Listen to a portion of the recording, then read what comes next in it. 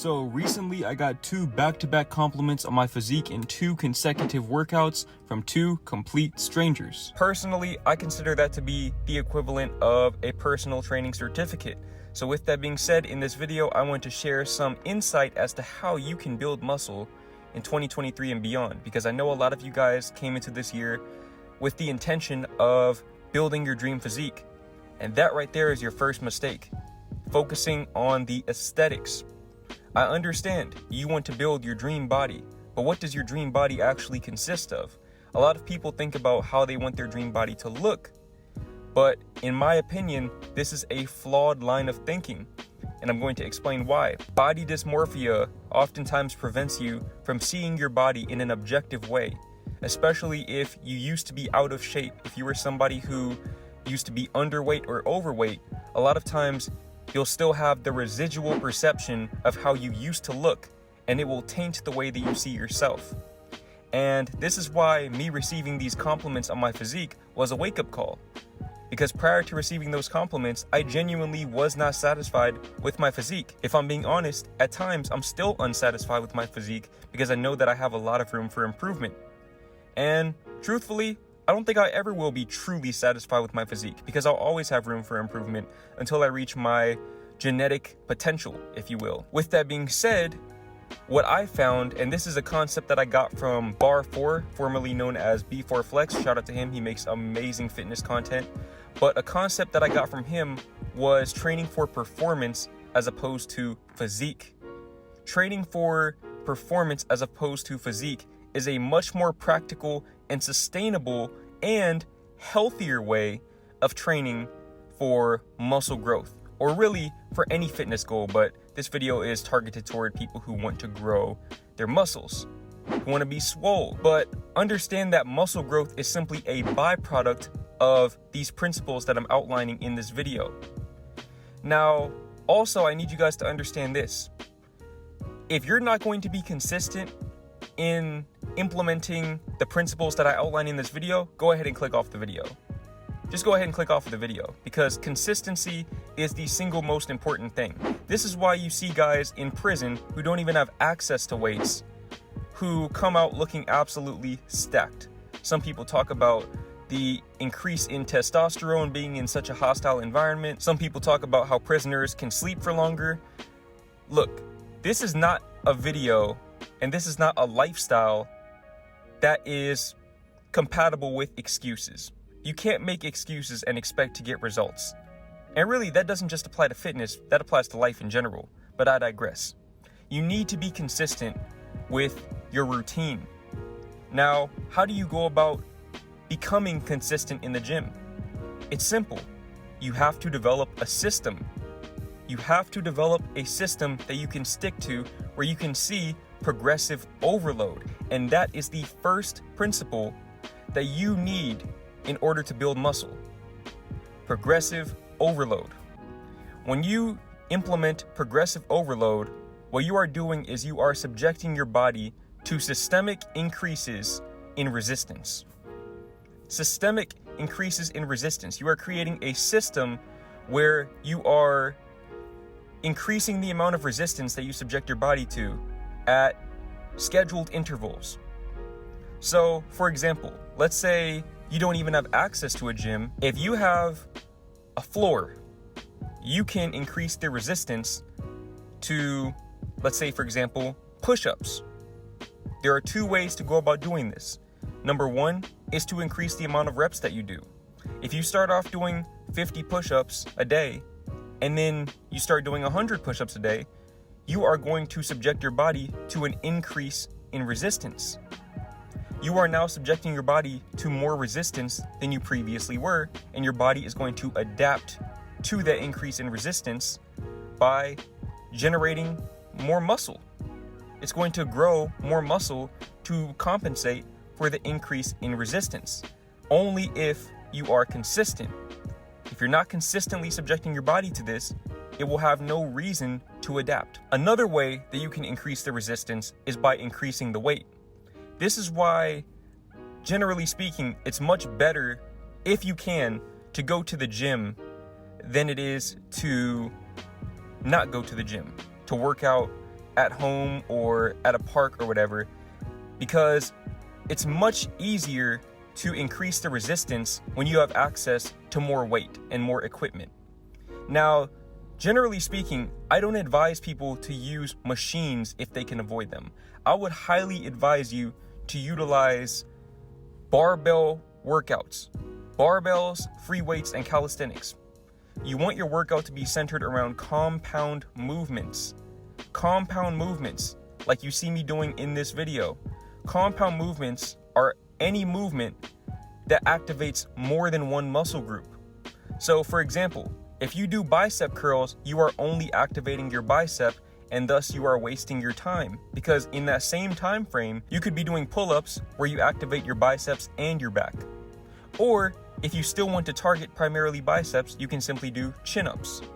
And you're lifting more weight because you're basically lifting your entire body weight, and you're also activating more muscle groups.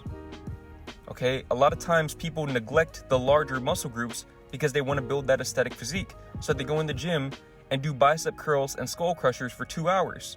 And then they wonder why they're not seeing results. Even if your arms get bigger, if the rest of your body does not complement that growth, then your body is still going to look small. Hence why I believe it's much better and much more efficient to focus on performance improvements, being able to perform at a higher level. So focus on increasing your performance in the compound movements: bench press, barbell squat, shoulder press, pull-ups, any compound movement where you're activating multiple muscle groups. You want to increase the amount of weight or the amount of reps if that's what you prefer to do. But if you're lazy like me and don't like to spend more than an hour at a time in the gym, then you're going to want to focus on increasing the weight in each compound movement. And you're going to want to do 3 to 5 sets of 6 to 12 reps of each compound movement. 3 to 5 sets of 6 to 12 reps. This is going to be optimal for muscle hypertrophy, which is basically your muscles growing to accommodate for the increased resistance. This is why you see me doing weighted pull-ups in this video. I do weighted pull-ups because, like I said earlier, I don't like to spend a lot of time in the gym, so I can spend the same amount of time for every single workout, more or less, and I can still increase the resistance. Now, if you don't have access to a weighted belt or a backpack or anything like that, then you can just add more reps. It'll take more time, but you'll still be subjecting yourself to increased resistance. What you guys need to understand is that your body doesn't care whether or not you are lifting weights. It cares whether or not you are increasing the resistance. If your workouts are getting easier, you need to increase the resistance. If your workouts get easier, then that means that your body will no longer have any reason to adapt. Your workout should always be just about the same amount of difficulty. I would also highly recommend that you guys train every body part 3 times a week. I personally do full body 3 times per week. Upper body, lower body 3 times. And the only reason why I'm able to do this while also not being in the gym for longer than an hour is because I use compound movements. If I was going to work out every single muscle group individually, I would be in the gym 6 hours per day to get the same amount of work in that I'm getting right now with the compound movements. It's all about efficiency. Sometimes less is more. So utilize compound movements and increase the amount of resistance, whether that be through increased weight or increased reps, or both if you're on demon timing. But me personally, I just increase the amount of weight, and I do that at scheduled intervals. So for example, let's say you can easily do 5 sets of 10 weighted pull-ups, 20 pounds. Now it's time to go up to 25 pounds. And you may not be able to get 5 sets of 10, but you might be able to get 5 sets of 8. And you're going to keep using that same amount of weight until you can do 5 sets of 10. Once you can do 5 sets of 10, you go up to 30 pounds, so on and so forth. It's all about progressive overload, systemic progressive overload at regular intervals. Now, understand this, progressive overload is only as effective as your diet. Your workout in general is only as effective as your diet. Caloric surplus is key. You have to be in a caloric surplus if you want to build muscle. You have to. There's no way around that. Now, I know what a lot of you guys are saying. Jordan, I already eat a lot and I'm still not gaining muscle. You're not eating enough. If you were eating enough, you wouldn't have made that comment. You wouldn't be thinking that right now. You have to eat more than is comfortable for you. That's the only way that you're going to build muscle. If you're feeling hungry at the end of every day, you're not eating enough food. You should not feel hungry when you go to sleep at night. If you feel hungry when you go to sleep at night, you're not getting in enough calories. I can guarantee you that. You have to focus on being in that caloric surplus, which basically means you are consuming more calories than you burn. Now, I personally am too lazy to use different apps or food scales or anything like that. I typically focus on getting 1 gram of protein per pound of body weight, and in doing so, I know that I'll hit my calorie count, which I always do. If you focus on getting 1 gram of protein per pound of body weight, so for example, if you're 130 pounds, you want to get 130 grams of protein for the day. If you focus on getting that much protein for the day, primarily through food, okay, you're not taking 5 protein shakes because then you're not going to hit your calorie count. Primarily through food with a little bit of supplementation through protein powders. If you focus on getting that much protein primarily through food, you will hit your calorie count. You'll be in a caloric surplus. I can guarantee you that. So focus on hitting that 1 gram of protein per pound of body weight, and you'll be in a caloric surplus by extension. So when you implement a caloric surplus and progressive overload, you're going to put on muscle. But understand this, muscle is not built in the gym. Muscle is broken down in the gym. Muscle is built while you recover, i.e. while you sleep. You need to make sure that you're getting quality sleep. Now, I understand. I can already see the comments right now. Jordan, I work 18 hours a day, and then I work out 6 hours a day, and then I go to school 8 hours a day. I don't have time to sleep. You're gonna have to make time to sleep.